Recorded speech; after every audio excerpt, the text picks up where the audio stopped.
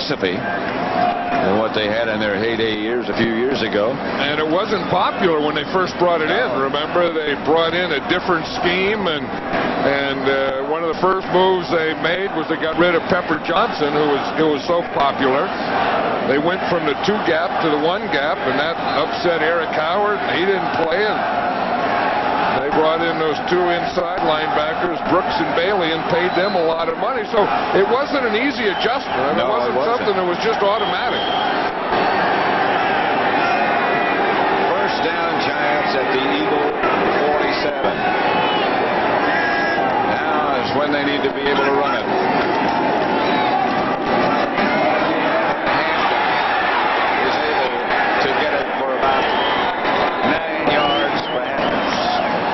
Shy of a first down, stopped by Miano. You know, the thing I was saying, a good running back always has to keep his feet going and have a little patience. I watch Hampton, how he keeps his feet going. They're always going there, and you just wait and let blocks happen, and then just keep going. Just keep all the parts, all the stuff you got, just keep it moving until the whistle blows. 2nd and 1. Hampton and Punch. Sam. Hasn't carried all day. Hampton gets it up for the first down at the Eagle 35. Luckily they got enough for the first down because number 91, Andy Harmon, got penetration there. He got in the backfield, but he just had a reach before Hampton would get the first down.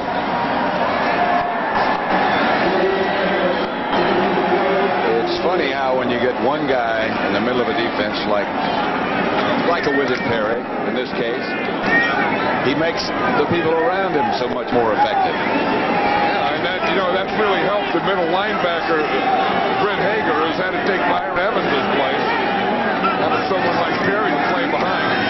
This is Hampton again. About 2 yards, and again, number 90 will get up out of the pile.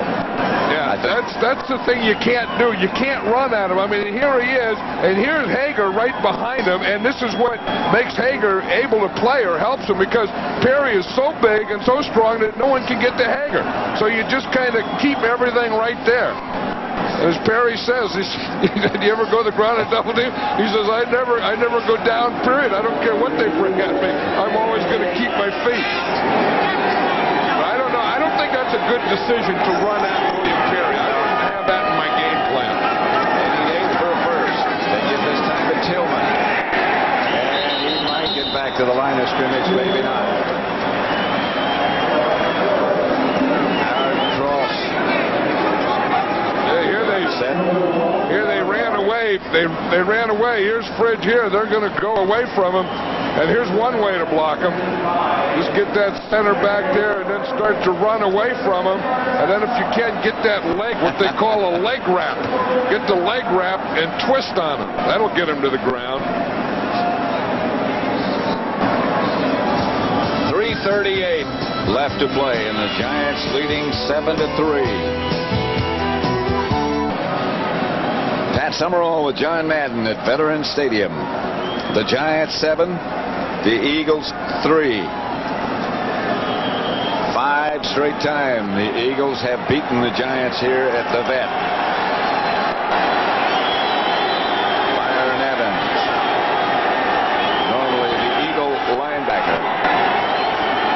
3rd and long. Here's Sims to throw it.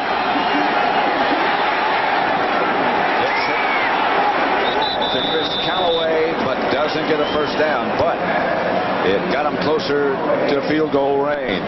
That was a big tackle for the Eagles there, because had the Giants gotten a first down, they could have run a lot of time off the clock. Because remember, the Eagles have fouled up and that they've already used 2 timeouts. So that's going to come back somewhere to play a part in this game, the fact that the Eagles only have 1 timeout. Had the Giants gotten a first down there, that could have been a pretty big nail. That usually does come back to haunt. The Giants are going to let it run down, it looks like. Yeah, the 2 things that come back to haunt you are dumb timeouts before the end of the half or the end of the game, and missed extra points. Both of them.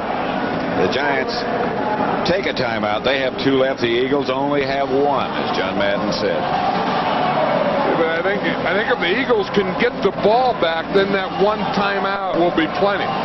If the Giants were to get a first down, then that would have played bigger. Of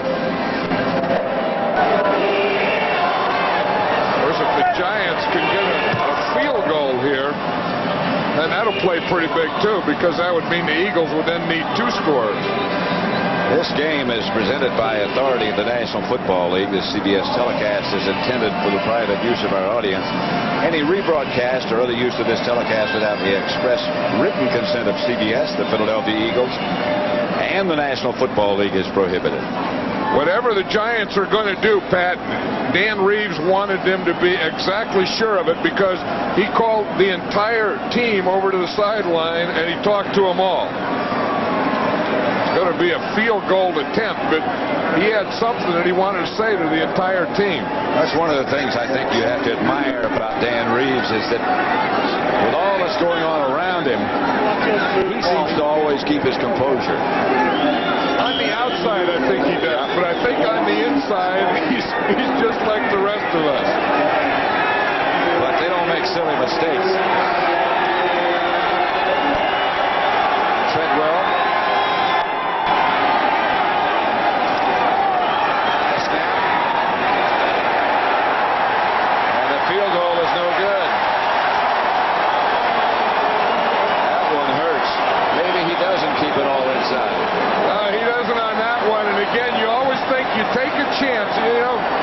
You take a chance on a snapper, and they waived Steve Diassi 2 weeks ago. And at the time, it doesn't seem like you should pay a guy a lot of money just to be a snapper. But then you get in a situation like this, you get a high snap, the ball goes left, you miss it where you could have put the game away maybe, and you say, maybe my snapper Steve Diassi was worth it. Maybe. But he's playing for the Jets now, so that's all academic. Look back. Here's Brister. The receiver fell down. It was supposed to be Michael Young. Brister, pass incomplete. You know, those special teams things, you know, like the snapper, the holder, and all that stuff, it never, you know, as a coach, it never seems that important until it gets to be a meaningful part of the end of a game. Well, of course, Mike Horan has not been the holder for Treadwell until last week either. Here's Brister. He's going up the middle. Michael Young was nailed. And Michael Young was zeroed in on by Myron Guyton the whole way. What you see, Collins is running behind him. He almost makes that catch, but Guyton has him zeroed in. I think Young has dropped that ball before Myron Guyton got there. I think he saw it coming. He's going to come from here, and you just watch him. He's going to come to the middle, then he's going to come back to this side. I think he dropped before he got there. Brister to Calvin Williams. That's going to be a little bit short of a first down. The Eagles again down to 1 timeout with 2:31 left. Whatever decision about going for it, well, they're going to measure first. Let's see if Williams got it. Yeah, you want a measurement as a coach, because that gives you time to think of what play you're going to call if it's short. You always want that time. They ought to have Bubby Brister over there talking to him right now. Need less than a foot, it appears. Yeah, I would be thinking, I wouldn't be worried about that measurement. If I were the coaches, I'd be worried about telling Bubby Brister what I want to do for 4th down. Now, if it's not 4th, I'll worry about that next. 4th and inches. Well, they're still measuring it. They're just placing it now. No. I hear too many no. Well, yeah, that'll happen. Before you get the play you use, you will go over 4th play. It's usually the 5th play that you finally do. And it may be as simple as a quarterback sneak, but they better get the right guys in there. They only need a couple inches. Now they start the clock running.